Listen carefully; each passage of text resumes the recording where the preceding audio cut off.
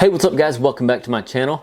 By the end of this video, these stairs are going to be right here in this corner where this plywood and these pallets are right now. If you haven't seen the first 3 videos of this project, we will leave links in the description so you can go check out those videos. If you have been following along, you know that we are ready to build the handrail for this staircase. I am using 1.5" 14 gauge square tubing on this handrail. If I could do it over again, I would go with a little bit thicker. I'll tell you why a little bit later in the video. I had a rough start to this handrail, but before I left, the last day I was here on this project, I made it a point to get my angles right and everything, so I was ready to rock and roll.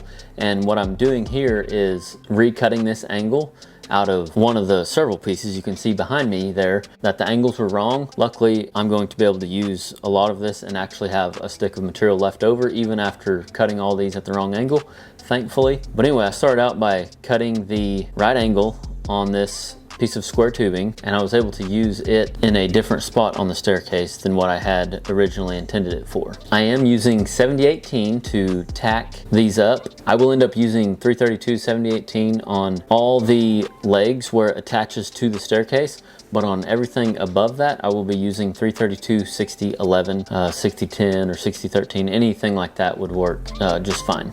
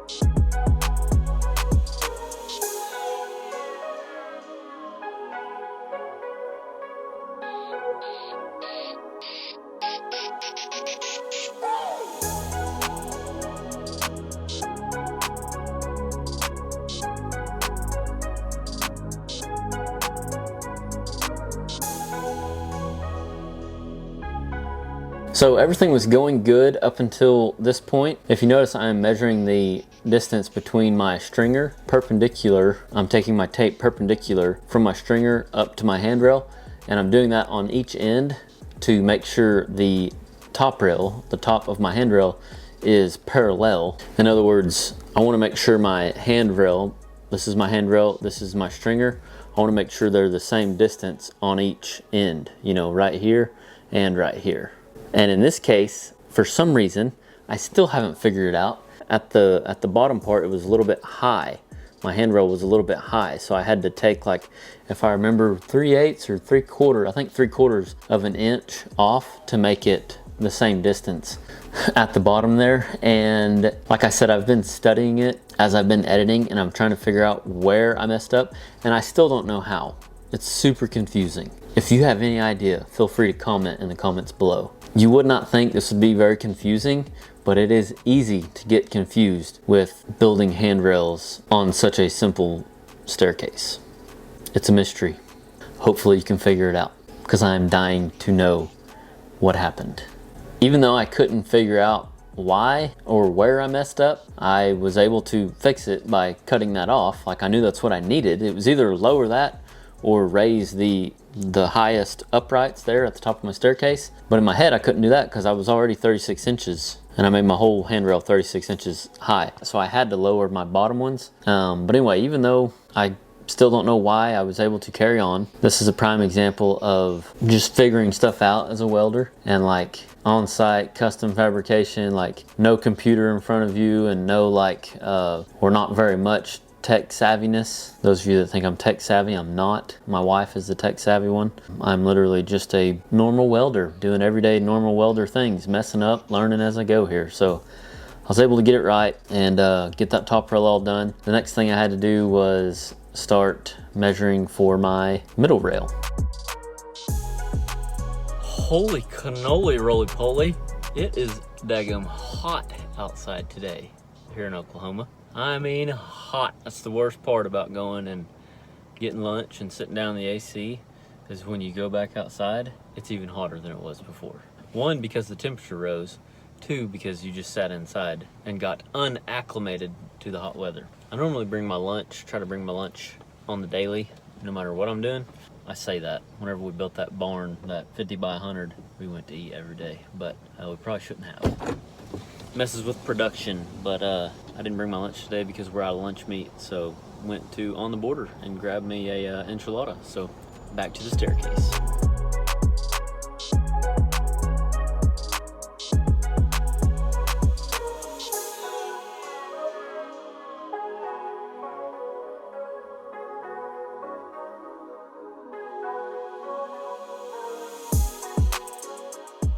So as I was putting in this middle rail, I done the same thing that I did with putting in my top one. I measured on each end, and I measured from the top and from the bottom to make sure it was centered, but also to make sure it was parallel with the top and bottom run, the top handrail and the stringer. If it was slightly angled, like if it wasn't parallel, I would grind it down so I could get it to turn where I needed it to, if that makes sense. Like I essentially, like here's my two miter cuts.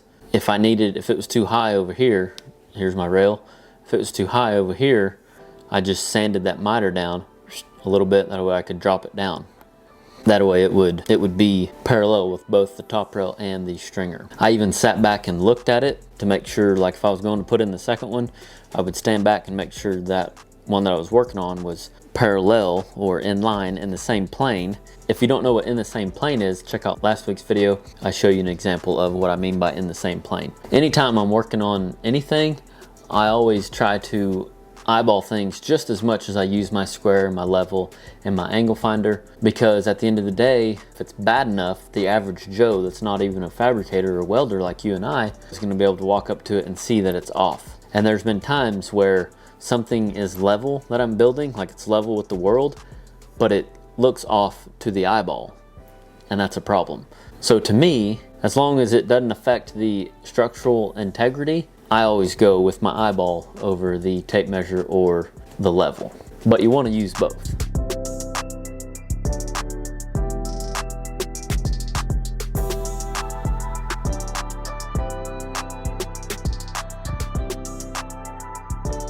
One of my favorite parts about this job is the location.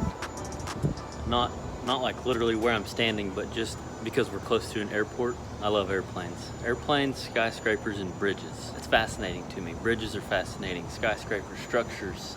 This is a small structure. Like, I just like building things, and I love how us as humans are able to build stuff so extravagant. I love it. Airport must be close because every now and again I'll see an airplane and I just stop welding and I look up at it because I just think it's cool. All different kinds of airplanes.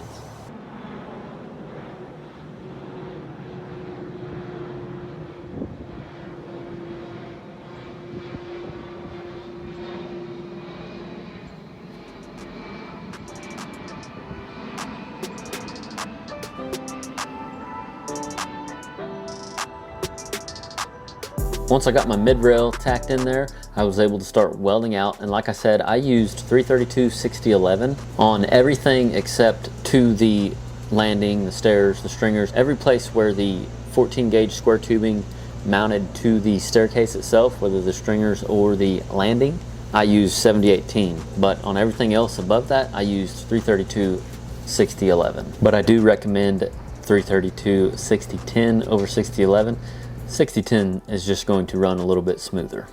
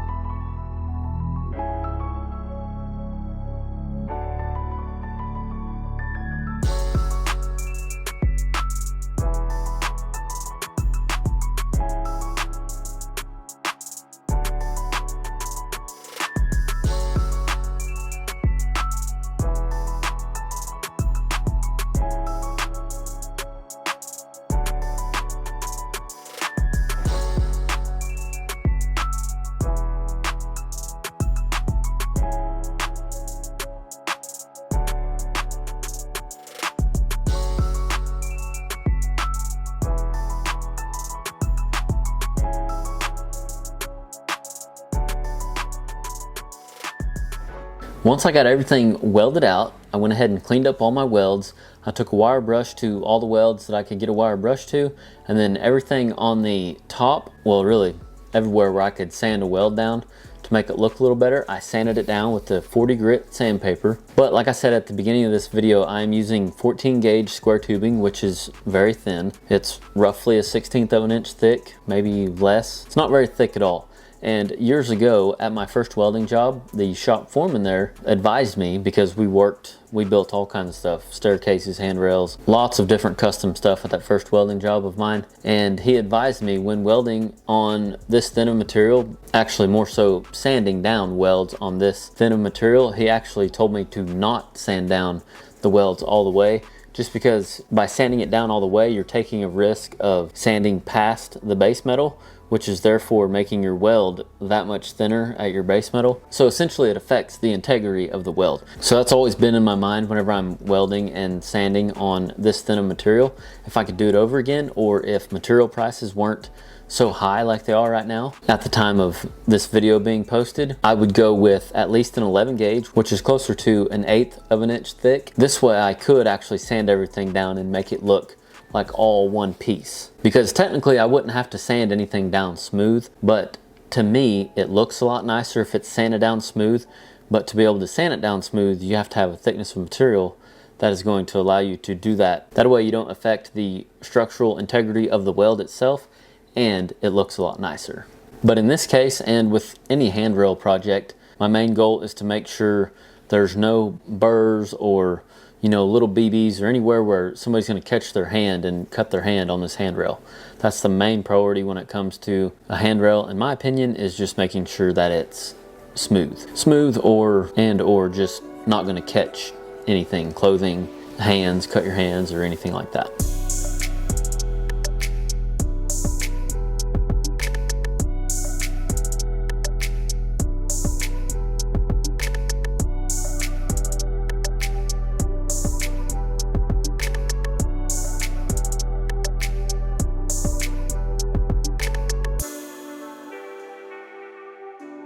Last but not least, I was ready to put the main landing sheet on the landing. The reason I waited to do all this is because I wanted to weld the handrail directly to the channel instead of onto the top of this plate. I don't think it would have mattered, but in my head, that's just the way I wanted to go about it whenever I started this project. So I did have to notch the plate, and for a moment there, I thought I was going to not be able to get it in here, but it worked just like I hoped it would.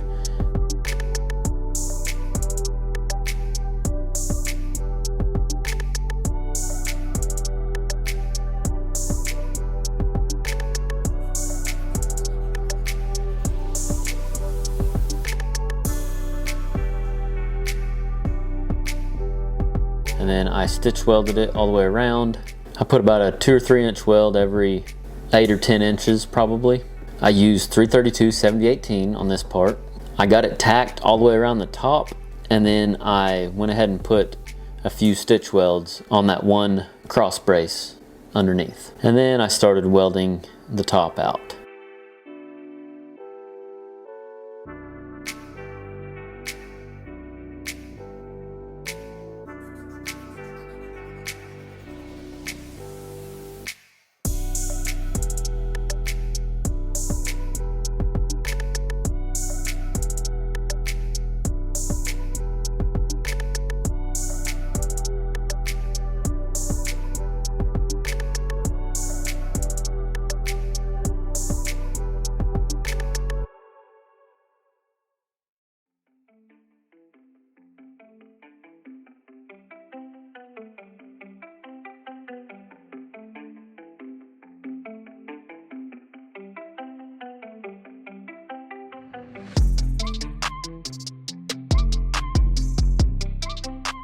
All right, handrail is all done. This completes the staircase, all except for installing them, of course.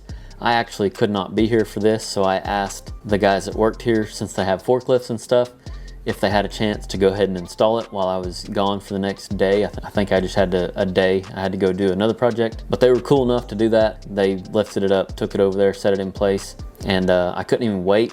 Whenever I asked them like the next day if they got it installed, they said yeah. and I couldn't even wait to get back. I said, please send me a picture, I want to see it. And they did, and it was like a sigh of relief because it was the right height. All my feet were pretty well touching the ground, and I mean, like, you know, within an 1/8 inch. Like they were all real close. I did end up, I didn't mention this in the previous videos, I did set up a transit over here where these stairs were going to be, and I shot in roughly where every leg was going to be, and they were all within like an 1/8 inch, you know, 1/8, 1/4 inch. It was all real close, so I knew that I could put all my, you know, feet in one plane, you know, because every time I would walk by, like go to the bathroom or something, I would look at that concrete and I would feel like, I just kept thinking like, man, that concrete looks like it could be off or something, like it's sloping one way. You know, in theory, this concrete was poured flat, but over time, foundation moves and whatnot. So you never know. It's not a bad idea to check, but I did end up checking before, you know, I got too deep into this project. Anyway, a huge sense of accomplishment seeing these stairs in place. I felt good about it. The next thing I had to do whenever I did get back to location here was bolt them to the ground. I used my DeWalt hammer drill. It's a hammer / regular drill. It has a hammer drill setting. I used a 1/4 inch bit for a 1/4 inch concrete bolt. Strong Tie, I believe, is the brand I used, and I used like a 2 or 2.5 inch bolt. It was very uneventful. I got it all bolted down, swept up my area, called it a day. I was super pleased with this project. I will end up coming back and putting a handrail across this gap right here, so no worries there. Yeah, super happy with it. Turned out good. If you're new to the channel, check out my website, arosswelding.com, for any helpful information or any products, one of them being the soapstone that I use in a lot of my videos. It's a thin soapstone, you don't have to sharpen it, in a very fashionable brass holder. The welding shirts with the brass buttons, we carry these couple of things along with several other things in the AROS Welding store. But we also have a lot of free information, tools list. No matter where you're at in your welding career, there's most likely something for you on the AROS Welding website. I want to take this moment to thank my wife, Kayla. She is the one who packages 95% of the orders that come to you. If you've ordered from the AROS Welding store, you've probably seen how much pride is taken in the packaging. That is because of Kayla. She's amazing. She takes a lot of pride in it, and I don't believe she gets enough credit for it, so I wanted to shout her out right here. Thank you so much, Kayla. If you've ordered something from the AROS Welding store, comment below and let us know your thoughts on the packaging. We would love to hear from you. Thank y'all for watching, and remember, learn something every day.